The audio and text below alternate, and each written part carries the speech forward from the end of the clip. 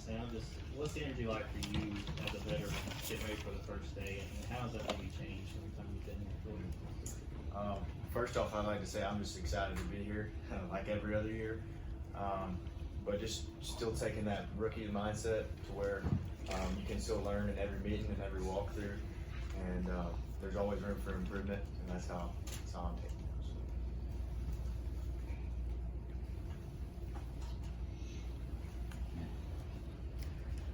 Dan, you're still here. Can you just talk about what went into that? I mean, was that a difficult decision for you, or is it automatic? I've got some eligibility. I'm going to come back and give it another shot. Yeah.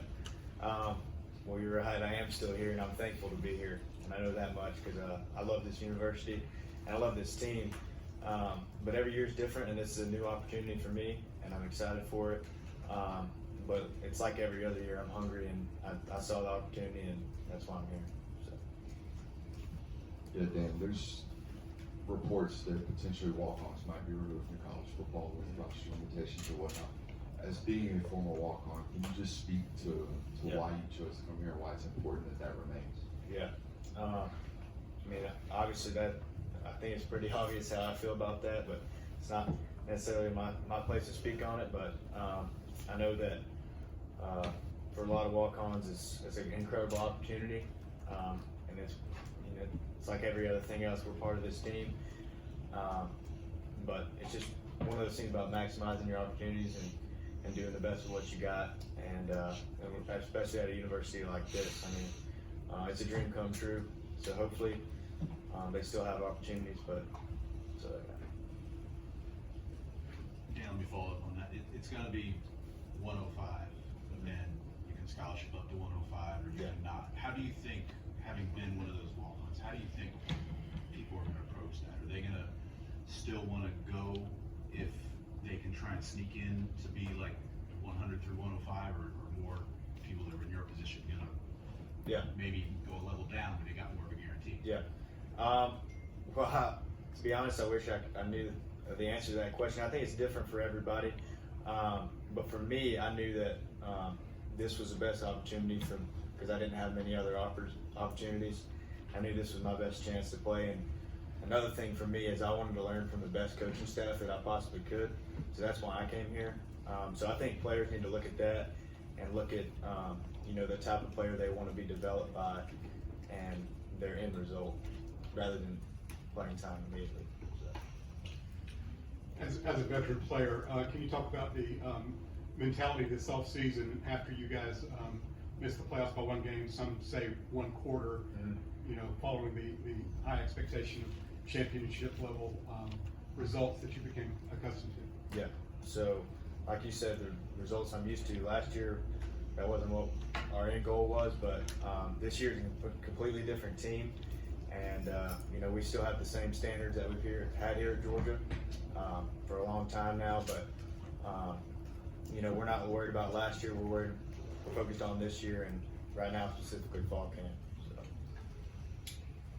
Yeah, Dan, you mentioned personal areas of improvement. Looking at your game from last year, what are some of those areas you want to improve on? Yeah. So first off, just being more vocal. Shout out to guys like Javon and Kamara. They were always, full of energy, and that's what I want to be like this year. And just working as a team, working as a unit, knowing that our corners, our DBs, our linebackers, we're all on the same page. And that's my goal to help.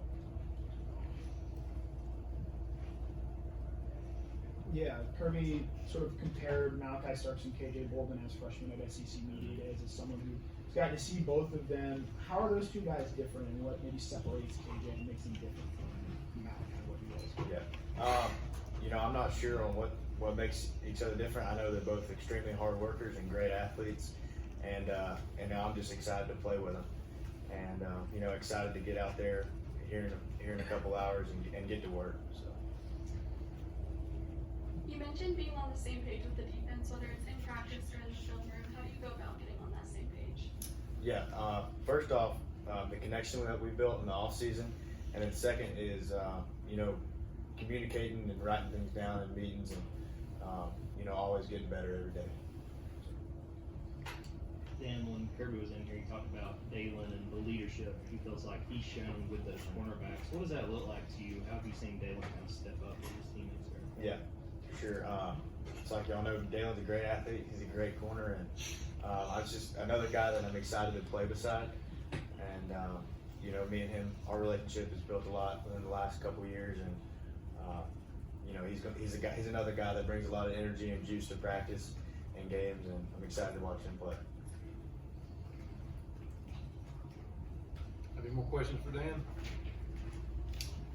Yeah, Dan, y'all obviously spent all offseason and, you know, played with that 7-on-7 and whatnot. What areas of growth have you seen from Carson, you know, having defended him all summer? Yeah.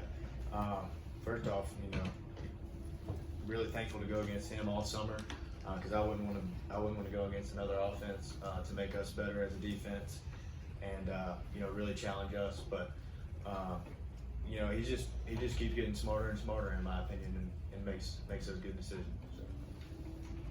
One more for Dan, are we all good? One more. What advice would you give the guys that are going through their first fall camp at Georgia? Yeah. That's what they're getting into. First thing I say is be on time for everything, and get some sleep. And it's like we talked about last night. I think Tate mentioned last night, but have a routine, and stick to that routine, and you'll be successful.